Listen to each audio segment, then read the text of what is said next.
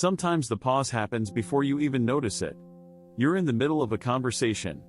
Someone asks a simple question. You open your mouth. And then stop. Just for a second. Maybe you look away. Maybe you say or hold on. It's small. Almost invisible. But inside, something tightens. Why does that moment stretch out like that? Why does speaking suddenly feel like a risk? What you might be experiencing is a habit of hesitation before you speak. In this video, I want to slow that moment down and explain why it shows up so often, and why it doesn't mean there's anything wrong with you. Pausing before speaking isn't about not knowing what to say.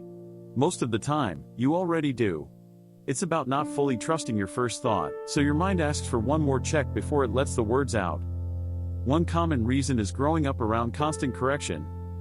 It doesn't have to be harsh. It can be subtle. Someone finishing your sentences. Someone rephrasing what you just said. Someone gently suggesting a better way to say things. Over time, your mind learns a quiet rule: speak carefully, or you'll be adjusted. So later in life, even when no one is correcting you, your brain still pauses, like it's waiting for approval that never officially arrives. Sometimes, it comes from a moment where speaking didn't go well once. Maybe you shared something and it landed wrong. Maybe you were misunderstood. Maybe someone reacted more strongly than you expected. Even if it only happened once, your body can remember it longer than your logic does. So now, before you speak, there's a split second where your mind scans for danger, replaying old outcomes, even when today is different. There's also a quieter reason that sits underneath a lot of hesitation. For many people, it starts when you've learned to read the room very well. You notice tone, timing, mood shifts. You're good at sensing how others feel. But that awareness can turn inward. Instead of helping you connect, it makes you pause, wondering how your words might land, how they might be taken, how they might change the moment. So you wait. Not because you have nothing to add, but because you're trying to protect the balance in the room. Here's what that can look like in real life. It's a weekday afternoon, and you're in a meeting, maybe on a video call, maybe around a table. Someone brings up a problem, and a thought pops into your head. It's clear. It's useful. You've already connected the dots. You wait for the right moment to speak. Someone else jumps in.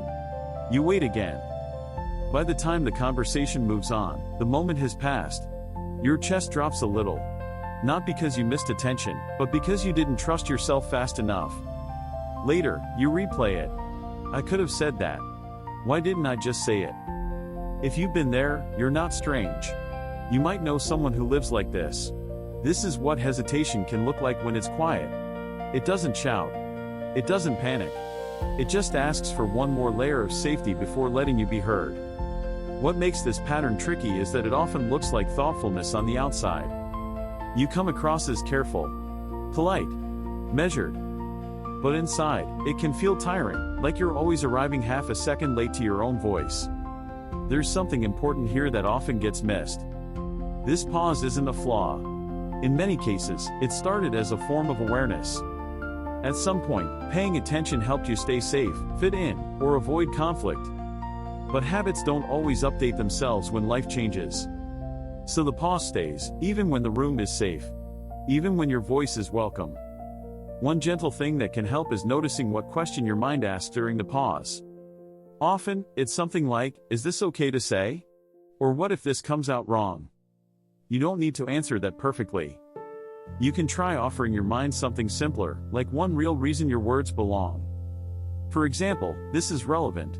Or this adds something. Or even, I'm allowed to take up a little space here. You're not forcing yourself to speak. You're just giving your mind enough grounding to release the pause. Another quiet practice is paying attention to what happens after you do speak. Not to judge it. Just to notice. Did the room collapse? Did something terrible happen? Or did the moment simply move on? Over time, those small observations matter. They give your brain new data, proof that speaking isn't as risky as it once learned. This doesn't mean the pause disappears overnight. It may still show up when you're tired. Or when the stakes feel higher. Or when you're around people who matter to you. But instead of turning the pause into a story about something being wrong with you, you can start seeing it for what it is, an old habit trying to be careful. And habits can soften when they're met with understanding instead of pressure. So if you've noticed yourself pausing before you speak, especially in moments that seem small, this is for you. For people who look calm on the outside, but are quietly checking inside before every sentence. You don't have to rush your voice. Sometimes, just understanding why the pause exists is enough to let it loosen, one moment at a time.